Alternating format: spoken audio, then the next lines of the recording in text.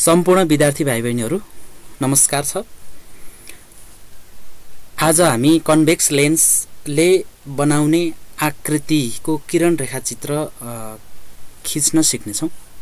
हिजो हामीले कन्भेक्स लेन्सले बनाउने आकृतिको किरण रेखाचित्रको नियम चाहिँ हामीले अध्ययन गरेका थियौं र अब हामीले कन्भेक्स लेन्सको विभिन्न स्थानमा कन्भेक्स लेन्सको अगाडि वस्तुलाई विभिन्न स्थानमा राख्दा त्यसले बनाउने आकृति कस्तो हुन्छ, त्यो कसरी बनाउने भन्ने विषयमा चर्चा गर्ने छौं। सबभन्दा पहिला हामीले वस्तुलाई ट्युब भन्दा पर वक्रताको केन्द्र भन्दा परतिर राखेर हेर्ने छौं। यो वक्रताको केन्द्र भयो, यो वस्तु छ, यो वस्तुको हेड हो भने यो टेल हो अथवा खुट्टा हो। यसलाई हामीले हेड एन्ड टेल भनेर भन्ने गर्छौं। र यो वस्तुलाई हामीले यो ट्युब भन्दा पर चाहिँ राखेर हेरौं। वस्तुलाई ट्युब भन्दा पर राख्दा के हुन्छ? ल, वस्तुलाई के वक्रताको केन्द्र भन्दा परतिर राख्दा, वस्तुलाई वक्रताको केन्द्र अथवा ट्युब भन्दा परतिर राख्दा यो वस्तुको आकृति चाहिँ याफ र ट्युबको बीचमा बन्दो रहेछ र यो आकृति चाहिँ वस्तु भन्दा सानो हुँदो रहेछ र यो आकृति वस्तु भन्दा सानो छ कि छैन चेक गर्नको निम्ति हामीले यसको हाइट नाप्न सक्छौं।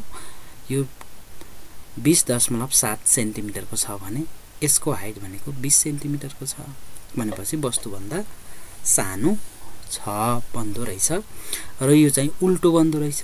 उल्टो बन्छ भने त्यो आकृति जहिले पनि वास्तविक हुन्छ भन्नुको तात्पर्य त्यो आकृतिलाई पर्दामा सजिलै उतार्न सकिन्छ।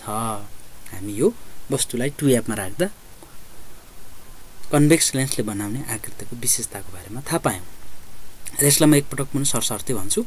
वस्तुलाई ट्युब भन्दा पर राख्दा आकृति याफ र ट्युबको बीचमा बन्दो रहेछ, वस्तु भन्दा सानो बन्छ, उल्टो बन्छ र वास्तविक बन्छ। अब हामी वस्तुलाई ट्युबमा राखेर हेरौं। 2 नम्बरमा वस्तुलाई ट्युबमा राख्दा आकृति के हुँदो रहेछ? ट्युबमै बन्दो रहेछ। आकृति ट्युबमै बन्दो रहेछ। वस्तु र आकृतिको साइज बराबर हुँदो रहेछ। वस्तु र आकृतिको साइज बराबर हुँदो रहेछ। यसको साइज पनि बराबर छ। वस्तु र आकृतिको साइज बराबर हुँदो रहेछ अथवा वस्तु जत्रै बन्दो रहेछ र यो उल्टो हुन्छ र वास्तविक हुन्छ। अब हामी 3 नम्बरमा जाउँ। वस्तुलाई याफ र ट्युबको बीचमा राखेर हेरौं। वस्तुलाई याफ र ट्युबको बीचमा राख्दा आकृति के हुँदो रहेछ? ट्युब भन्दा पर बन्दो रहेछ। यो आकृति ट्युब भन्दा पर बन्छ। वस्तु भन्दा ठुलो बन्छ। हामीले देखेका छौं वस्तु भन्दा धेरै ठुलो छ। वस्तु भन्दा ठुलो बन्छ र उल्टो बन्दो रहेछ र वास्तविक बन्दो रहेछ। अब हामीले वस्तुलाई चाहिँ याफमा राखेर हेरौं। वस्तुलाई याफमा राख्दा के हुँदो रहेछ? वस्तुलाई याफमा राख्दा वस्तु चाहिँ अनन्तमा बन्दो रहेछ। वस्तु चाहिँ अनन्त भनेको धेरै टाढा बन्दो रहेछ। धेरै टाढा बन्ने आकृति कस्तो हुन्छ होला? धेरै टाढा बन्ने आकृति स्वभावैले वस्तु भन्दा धेरै ठुलो हुन्छ। धेरै टाढा बन्ने अथवा अनन्तमा बन्ने आकृति वस्तु भन्दा ठुलो हुन्छ र यो आकृति उल्टिएको हुन्छ अथवा यो वस्तुको आकृति चाहिँ उल्टो हुन्छ र उल्टो छ भने यो वास्तविक हुन्छ।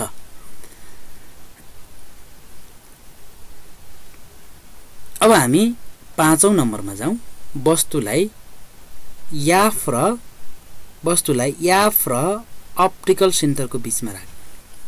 वस्तुलाई याफ र अप्टिकल सेन्टर अथवा अप्टिकल सेन्टर र फोकसको बीचमा राख्दा वस्तु कहाँ बन्दो रहेछ भन्दाखेरि यो लेन्सकै दिशातिर बन्दो रहेछ, लेन्सकै दिशातिर बन्दो रहेछ अथवा लेन्सकै दिशातिर बन्छ। वस्तुभन्दा ठुलो बन्छ, यो वस्तु हो भने यो आकृति हो, वस्तुभन्दा ठुलो बन्छ। र यो सुल्टो बन्दो रहेछ, यो सुल्टो बन्दो रहेछ। सुल्टो छ भने त्यो अवास्तविक आकृति हो। अवास्तविक आकृति भनेको पर्दामा उतार्न नसकिने आकृतिलाई चाहिँ हामीले अवास्तविक आकृति, भर्चुअल इमेज भनेर भन्छौँ। यसरी हामीले 5 वटा वस्तुलाई लेन्सको अगाडि विभिन्न स्थानमा राख्दा आकृतिहरू कस्तो बन्दो रहेछ भन्ने कुरा चाहिँ हामीले सरसर्ती अध्ययन गरौँ। हामीले चाहिँ उत्तर पुस्तिकामा यो किरण रेखाचित्र खिच्नको निम्ति प्रोट्र्याक्टर, स्केल, पेन्सिल यी 3टा कुराहरूलाई हामीले प्रयोग गरेर चाहिँ यो किरण रेखाचित्र खिच्न सक्छौँ। यो किरण रेखाचित्र खिच्नको निम्ति कन्भेक्स लेन्सले बनाउने आकृतिको नियमहरू चाहिँ हामीले पहिला जान्नुपर्ने हुन्छ र यसलाई म पुनः अन्तमा यसलाई एकपटक सरसर्ती पुनः एकपटक व्याख्या गर्छु र विद्यार्थी भाइ बहिनीहरूले यसलाई पटक पटक चाहिँ दोहोऱ्याएर यो भिडियो चाहिँ अवलोकन गर्नुहोला। वस्तुलाई सबैभन्दा पहिला 1 नम्बरमा वस्तुलाई सबैभन्दा पहिला टुयाप भन्दा पर राख्ने, टुयाप भन्दा पर राख्दा आकृति याफ र टुयापको बीचमा बन्छ, वस्तुभन्दा सानो बन्छ, उल्टो बन्छ र वास्तविक बन्छ। 2 नम्बरमा वस्तुलाई टुयापमा राख्दा आकृति टुयापमै बन्छ, वस्तु र आकृतिको साइज बराबर हुन्छ, उल्टो हुन्छ, वास्तविक हुन्छ। 3 नम्बरमा चाहिँ वस्तुलाई याफ र टुयापको बीचमा राख्दा आकृति टुयाप भन्दा पर बन्छ, वस्तुभन्दा ठुलो बन्छ, उल्टो बन्छ र वास्तविक बन्छ। र 4 नम्बरमा चाहिँ हामीले वस्तुलाई केन्द्रीकरण बिन्दुमा राख्दा आकृति चाहिँ अनन्तमा बन्छ, धेरै ठुलो बन्छ, उल्टो बन्छ र त्यो वास्तविक बन्छ। र अन्तिममा 5औं नम्बरमा चाहिँ वस्तुलाई हामीले केन्द्रीकरण बिन्दु र अप्टिकल सेन्टरको बीचमा राख्दा आकृति लेन्सकै दिशातिर बन्छ, वस्तुभन्दा ठुलो बन्छ, सुल्टो बन्छ र अवास्तविक बन्छ। यो 5 वटा वस्तुलाई लेन्सको अगाडि विभिन्न 5 ठाउँमा राख्दा बन्ने आकृतिको किरण रेखाचित्र चाहिँ सम्पूर्ण विद्यार्थी भाइ बहिनीहरूले यो भिडियो हेरेर खिच्नुहोला र यो परीक्षामा चाहिँ सोधिरहन्छ र यसलाई चाहिँ अब सम्पूर्ण विद्यार्थी भाइ बहिनीहरूले यसलाई सहजै तरिकाले चाहिँ किरण रेखाचित्र चाहिँ खिच्नुहुनेछ।